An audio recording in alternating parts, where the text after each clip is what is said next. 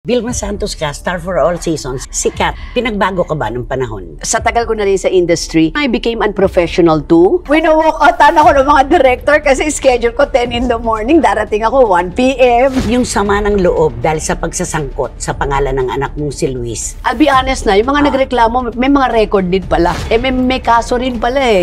I mean, I'm just being truthful. Kasi syempre, muling nabubuhay yung labanan ng Vilma Nora, Nora Yes. Vilma. O marami na kami pinakinabangan dyan. Dumaan ka doon sa talagang ang laki ng kinikita mo pero isang araw nagulat ka na lang, napakalaki pala ng babayarin mo. Ang dami. Lahat, naku, Ti Christy. Tapos biglang sasabihin sa'yo na meron kang kaso sa BIR, tapos wala ka ng pera, kinakasuhan ka rin ng isang bangko. Ha? Ano mo sagot sa akin? Well, it's already lunchtime. Wait for us. It's our break. Naku, tatandaan ko yung mukha mo talaga. At nung uuwi ka na, nagtago ka sa likod ng... Ayaw mo ako papaiyakin.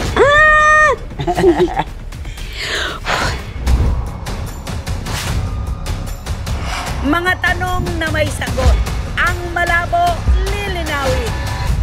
Showbiz Now na revelasyon!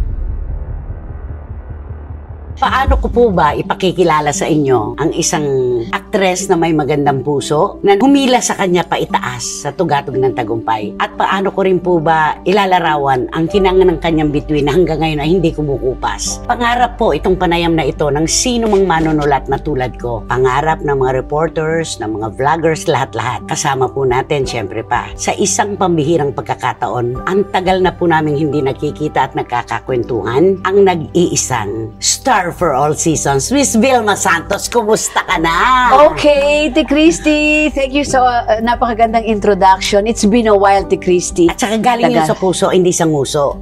Kita naman, wala ka naman binabasa eh. At saka, diba? lagi, Thank you, Ti Christy. Kumusta ka na? So far, so good. I'm living comfortably and I thank God for all the blessings. I mean, for so many years now that I just turned 70, my God, I can consider myself so blessed. And for that, I'm really very, very thankful. Ano Salamat. nararamdaman mo, Ate V, kapag sinasabi ng mga kababayan natin na 70 na siya? Ba't hindi naman nakikita sa itsura niya? Wow. Parang tumatakbo panahon, naiiwan naman ang kanyang ganda. Ano yung feeling na gano'n na 70 tayong nag-uusap pa, 70 ito, hindi 60 ito? Ano yung feeling pagka ganyan? Katulad yan, kaharap kita ngayon, hinahanap ko ang pagiging 70 mo. Woo! Oo, Okay. hindi ko nakikita. Anong feeling? Bayaan mo na silang tumanda. Biglang ganon. Hindi, Ate Christy, hindi ko alam, but nakakatulong din siguro yung way of living, palagay ko, no? And then yung magandang panuntunan mo sa buhay, yung positibo, and then find time to care of yourself too. Alam mo, ibig ko sabihin, hindi ibig sabihin na umaandar yung edad mo, magpapabaya ka na. Hindi. You have to take care of yourself in anything. The food intake, you exercise, take care of your skin. So, hindi ibig sabihin nagkakaedad ka na, bahala na, hindi pwede. At saka, kailangan may pagmamahal ka pa rin sa sarili mo. Unang-una dapat yan para doon sa ating tinatawag na mental health. Yes, yes. Apektado ka pa ba ng mga bashers? Apektado ka ba ng sinasabi ng iba tungkol sa iyo? Hindi na masyado. I choose my battle. Tama. Not anymore. Unlike before, masyado akong affected. Sumasagot ako o umiiyak ako. Not anymore. Basta wag lang anything to do with my family or below the belt na tira mo. Lalo pag alam ko hindi totoo, wag naman. You know, pero kung yung mga tira-tira lang na ganyan, kaya naku, bahala na kayo sa... Baka hindi sila masaya. Mapapagod sila. Mapapagod lang sila. Okay. Ate V, ikaw na nag-open up nung tungkol sa personal, sa pamilya. Yes. Kung giyera na personal ang pag-uusapan, ang dami mo ng sinuong na napanagumpayan mo. Sobra. Unang-unang kong tanong, nakapag-heal ka na ba yung sama ng loob dahil sa pagsasangkot sa pangalan ng anak mong si Luis sa isang issue na hindi niya kailanman ginawa? Masyadong masakit yung naramdaman ko noon. Kasi unang-una kilala ko yung anak ko. And alam ko kung saan nanggaling. Dahil yung mga taong bumiktima sa kanya, tinuring ko rin mga anak. Imagine, magkaklase pa sila elementary. I mean, kilala nyo kung sino kayo. So, nagdi-dinner yun sa amin every other week. Parang tinuring ko mga anak, but I didn't expect na kaya nilang gawin yun sa anak ko. Lalo na kay Lucky kasi obvious na ang nangyari kay Lucky, ginamit yung pangalan. Tama. Kasi ang tagal na rin ng anak ko na wala eh. Nakita niya na may konting problema at hindi maganda. So, nauna na siya. Umalis na, oo. So, nung tinitira nila ng mga ganun ng anak ko, na scammer na, I was feeling so hurt. Pero hindi ako pwede magsalita magsalita ng magsalita. Yun ang mas masakit. Till yun nga, nag-guest lang ako kay Boy Abunda at doon ko lang nabuhos na I know my son. Pinakamasakit na hagulgol. Yeah, kasi anak ako na lang, di ba? Tama. Ako, wag ang anak ko. Pero God is so good. I mean, na ano siya? Acquitted. Acquitted siya. I mean, nakita yung mga papeles, wala naman. So, we're still blessed and my son is still blessed. Unang araw na pumutok yung issue, syempre hindi naman agad-agad nagsabi sa'yo si Luis kung ano ito dahil sabi nga niya, ayaw ka na niyang dagdagan ng problema. Totoo yun. Kailan siya nagtapat sa iyo? Nung nabasa ko na rin, ako nagtanong sa kanya, what's this, anak? Parang, kasi Ate Christy, hindi ko makapaniwala na yung bumiktima sa kanya, mga parang anak ko na rin. Kaibigan. And then sabi ko, anak, what happened? And then yun nga, kinuwento na niya what really happened. Hindi rin niya ina-expect na gagawin yun sa kanya at mangyayari yun. You know, but isa lang nakapagpalubag loob sa akin. I'll be honest na, yung mga nagreklamo, may mga record din pala. Oo, yun na nga. Alam mo yung sabihin, kung pagbabatayan mo yung credibility, may kaso rin pala eh. I mean, I'm just being truthful. Okay. Pero hanggang doon na lang. Yun. At ngayon, syempre pa, pagkatapos ng problema kay Luis, dito tayo kay Ryan Christian. Ano napapansin mo kay Ryan? Magpupolitiko? Si Ryan is, palagay ko baka siya magmana. Kasi si Lucky is more of the mapagpatawa. I mean, yung wit niya is ibang klase. Saka negosyo. Negosyo. Si Ryan is more of warm. He's a very warm person. Kaya niyang makipag-usap sa presidente, kaya niyang makipag-usap sa isang karaniwang manggagawa. And one thing I noticed with him, he's also like me, touch person. Alam mo yung kahit hindi niya kilala, hawakan kanya, kamusta ka? I'm Ryan. He's very warm. So kung just in case, may isip ng anak kong pumasok sa politika, I think plus factor niya yon. Meron siyang ganong magic. Isa sa mga katangian mo na hindi malilimutan ng industriya, yung pagiging touch person mo. Diba? Yung haplos gumagawa kasi ng milagro. Totoo Ang salitang maraming salamat, napakalaki ng nagagawa. Paano magalit si Vilma Santos? Naku, you will not like me when I'm mad. Scorpio to. Scorpio to. Baka nakikita nyo lang yung good side ko, pero yung mga nakatrabaho ko, kilala ko. Biski nung governor ako, pag nagalit ako sa office, like pag may mga nabalitaan ako hindi maganda, alam nila yan. Talagang pinupukpok ko yung lamesa. Kasi ang Scorpio, we're very passionate Passionate yung namin, zodiac sign. Pero sa mga Scorpios din, pagkakalam ko, Ate Christy, don't push us too hard. Sa mga Scorpios kilala ko kasi pagka masyado na kaming tinulak, lalabas from A to Z. And when we are mad, like in my case, you will not like me when I'm mad. At saka Ate V, ito excuse me pero merong nakapagparating sa akin ng kwento. Kaibigan mo to matagal na panahon. Kapag ka daw galit ka, mararamdaman. Kasi kunwari, 8 kayong magkakatabi. Ang halik ka sa 7, lulundagan yung isa. Totoo yan. Kasi ayaw mo magsalita ng masakit. Totoo yan. Ayaw mo makapambastos. Totoo yan. Ayaw mo maka-offend. Hindi mo na lang siya papansinin. Yes. So, iyo pala ang libro ng Deadmatology 101. Yes. Iyo pala Dadadmahin kita. Oo. Kasi ayoko magkaroon tayo ng confrontation because you will not like me. Pagka napikon na ako, Ti Christy, lalabas lahat yan straight. Hindi ka makakapagsalita sa akin. Kasi nakaipon. Alam mo ibig ko sabihin? So, nag-escalate yan Yung nakaipon na yun, pag isang buwelta ko sa'yo, hindi ka makakasalita. That's why sabi ko, you will not like me. Kaya para makaiwas ako, i-dead man na lang kita. You get me? So, yung Vilma Santos nung 70s, na ang kalaban mo ay ang superstar na si Nora Honor, ibang-iba na talaga. Pero eto ang aking tanong, bakit ang mga tagahanga mo hindi bumitiw mula noon hanggang ngayon? Nandito sila para sumuporta sa'yo, samantalang hindi ka naman nananawagan, hindi ka naman nakikipag-meeting. Bakit mula noon hanggang ngayon, ang suporta ng publiko sa'yo, lalo ng mga Vilmanians, intact pa rin? Kasi siguro, Ate Christy, yung iba nga nagkandamatay na, may mga senior citizens na rin, nakakasing edad ko na. Ngayon, may millennials na ako. Kasi, Ate Christy, siguro kahit na for so many, 60 years na rin, Ate Christy, hindi nila ako binibitawan. Pero to be honest, Ate Christy, hindi ko rin sila binibitawan.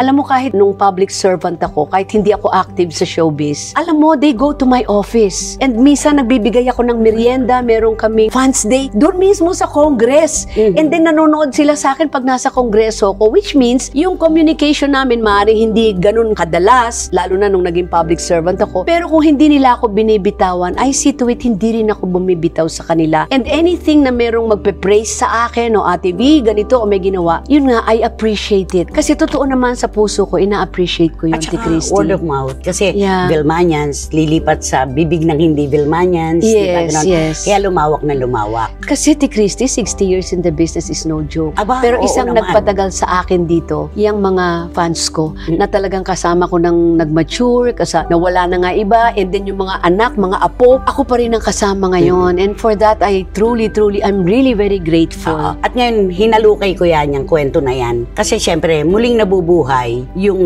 labanan ng Vilma Nora Vilma. O marami na kami pinakinabangan dyan. Oo, napakaswerte nyo ni Christopher De Leon dahil pasok sa MMFF Yes. ang When I Met You in Tokyo. Yes. Nagkataon naman na yung pelikula ni Nora na Pieta ay hindi nakapasok. Yes. Kami sa radyo, sa telebisyon, laging sinasabi, oo, kanya na ang best actress sa gabi ng MMFF. Ano naman si Nora national artist. Anong komento mo doon? Wala na yan. Ako, napaka-minor na sa akin yan. Alam mo, doon naman sa pagiging national artist, pag sa iyo yan. Pag hindi napunta sa iyo yan, it's not meant.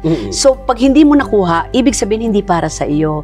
Pero yung tungkol doon sa mga paglalabanan, nababayaan mo na kanila yung award, wala na, minor na sa akin yan kasi hindi ko napapatulan yan. In the first place, lalo na ngayon, itong When I Met You in Tokyo, with the present situation ng industry natin, Ate Christy, wala akong hinahangad itong birthday wish ko nga, kundi sana kumita tong Metro Manila Film Festival na to. Kasama na yung pelikula namin When I Met You in Tokyo kasi nawala yan, Ate Christy. So kung sasabihin mo lang ifo-focus sa Best Actress, maraming salamat, but kahit pa paano nakaranas na naman kami noon. Alam mo ibig sabihin? So kung meron man akong hihilingin, mabalik lang yung sigla ng industriya natin na sana makita natin uli na yung pila ng CDE crowd, yung mga fans yan, natin. Diba? Mahalagang punto yun yan. ang gusto kong maramdaman. Paano natin maaasahan yung pagbabalik sa sinehan ng ating mga kababayan sa ganitong klase na ekonomiya na meron tayo? Ang hangad nga ng mga kababayan natin, cheapest form, ika nila to, That's no? true. Pero paano? Magkano ang bigas ngayon? That's true. Ang bayad sa sinehan, may 400 na. 10 kilong bigas na yun. Totoo yun. Diba? Alam ko sa industriya, meron kang hiling. That's true. I think yung aking po mga ginagalang na producer, yan sila Miss Weng, si Sir Rajan, yan sila Miss Reg. Ewan ko kung nagawa na yung meeting na sana humihingi ng moratorium for 3 years. O kahit man lang subukan natin dito sa Metro Manila, ibaba sana yung fare ng ticket. Sana payagan ng mga theater owners and at the same time with the permission din ng mga producers. Para bang ang feeling ko kahit na tingi-tingi, hindi biglaan, maibalik lang paunti-unti yung sigla na affordable sa CDE and crowd. Na kung meron man mga nanonood ng sine ngayon na foreign films, more on CD crowd, AB rather, yung kaya. Ngayon, 420 isang ulo. Ibibili na lang nila ng bigas yan, ang mahal ng gasolina. Diba? Pero kung mag-a-adjust tayo ng konti, because whether we like it or not, Filipinos are still interested in entertainment. Oo naman. Pag may problema ka, masaya silang nanonood ng sine. Tama.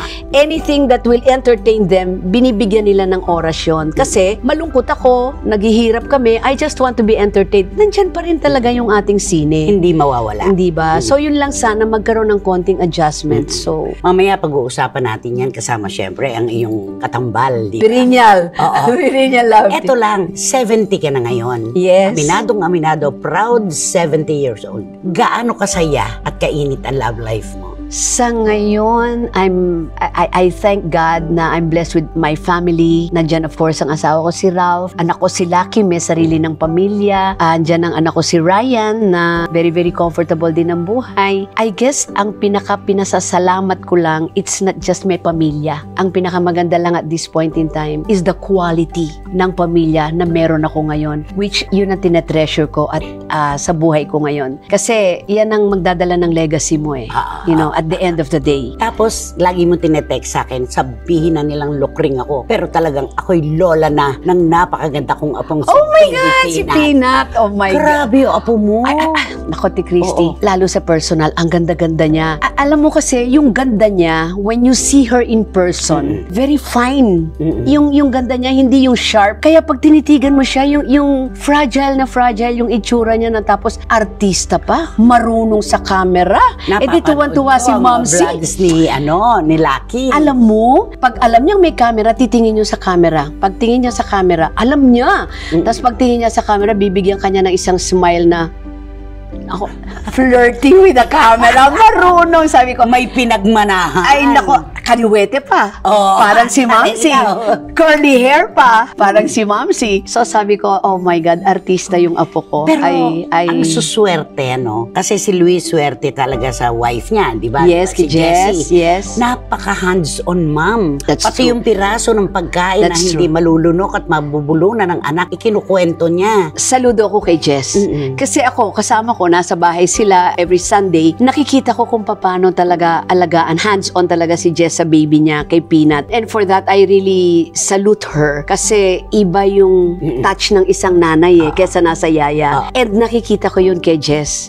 Kaya lalo ko namamahal si Jess. And then nakikita ko yung naalagaan niya yung anak ko, si Lucky. Namamahal ko si Jess kasi para ko na rin siyang anak. Kaya I'm really very, very thankful. So far nga, sabi ko, napaka-komportable ko sa pamilya ko. You know, 70 years old ka na. Aminado ka. pinagdidiinan mo, Ate Christy. Kasi kitang-kita ko naman wala naman sa itsura mong 70 ka.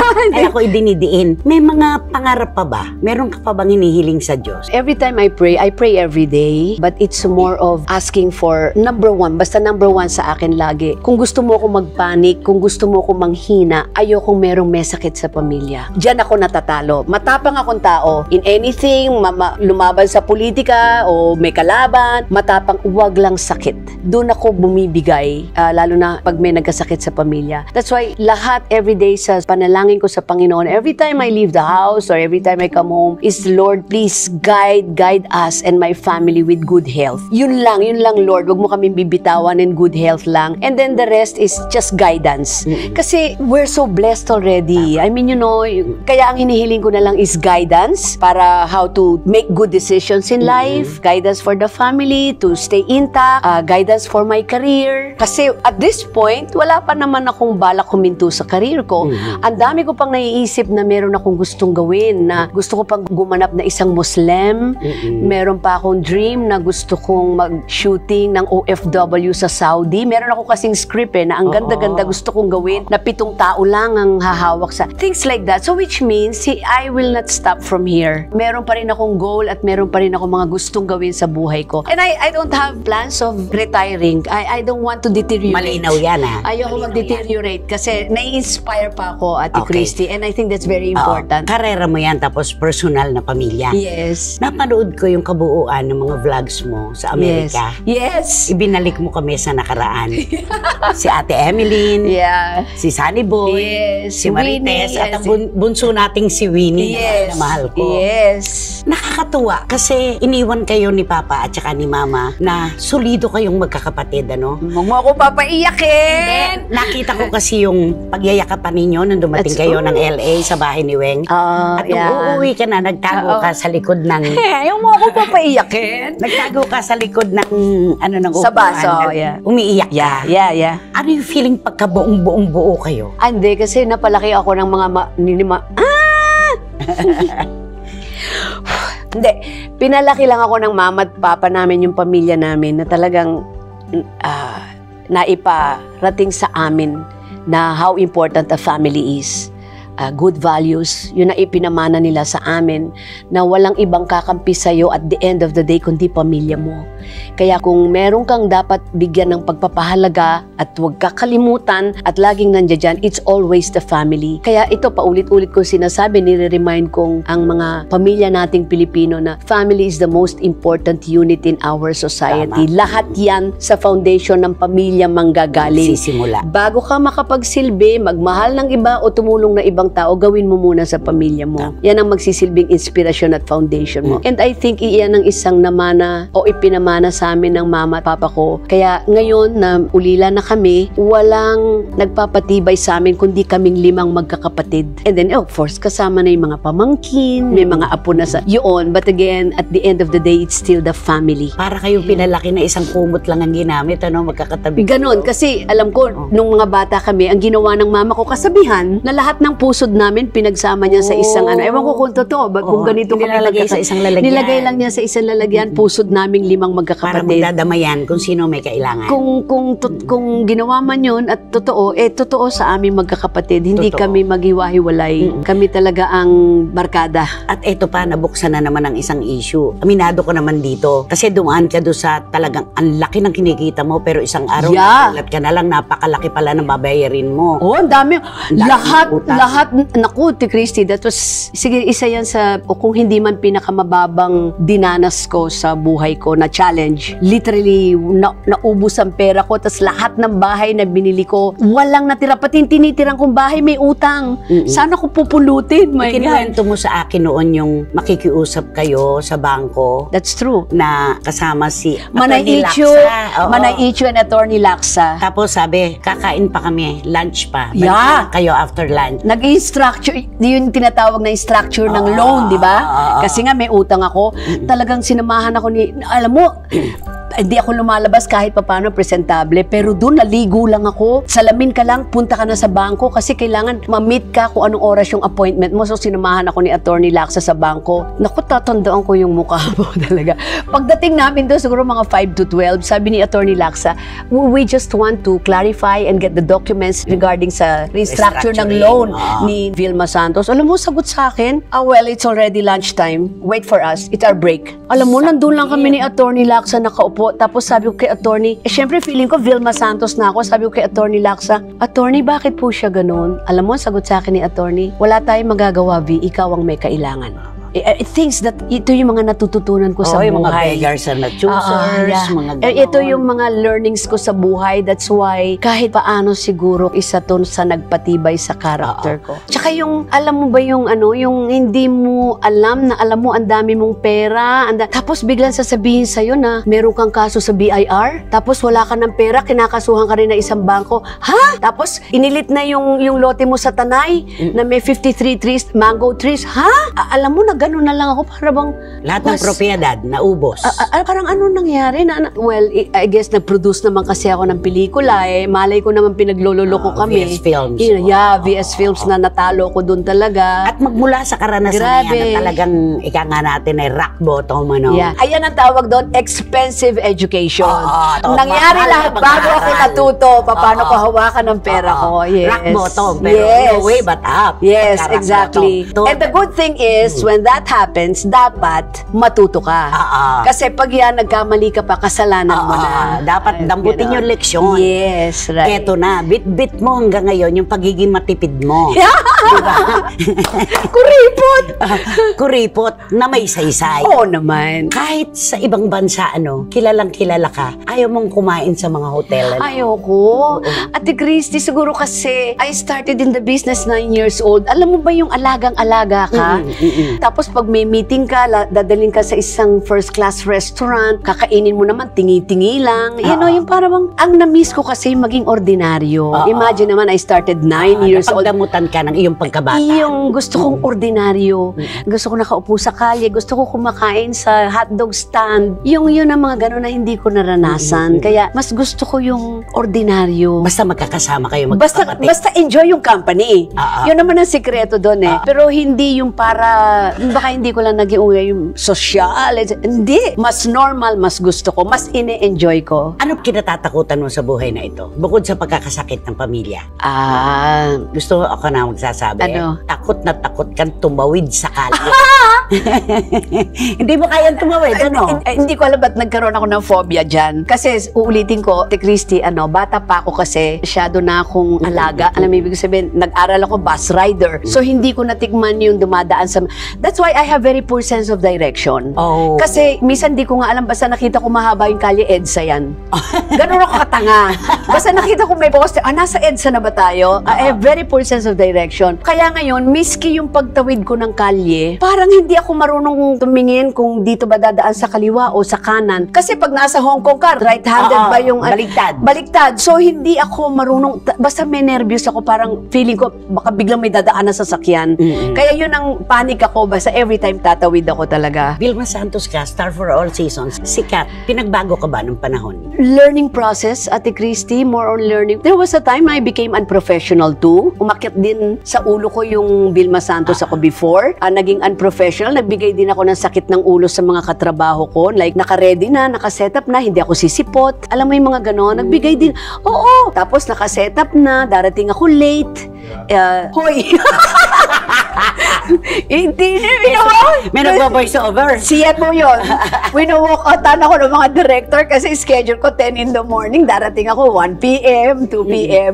Dumating ako sa point na yun. Pero, you know, while you mature, sa tagal ko na rin sa industry, doon ko lang na-appreciate at nakikita ang hirap ng mga tao behind the camera. Kahit na magsusosori ka dyan, imagine yung mga crew na naghihirap sa'yo pag-iintayin mo, tas ikaw ang taas-taas na sweldo mo, magkano lang sweldo ng mga taong yan. Na-realize ko lang yun nung nagmamature na ako na ganun pala yun. Pero the good thing is, natuto naman ako. Natutunan ko lahat yan at nakita ko. I think naging professional naman ako. Di ba, Yet? Yes. Di ba? Oh, voice over. Yeah.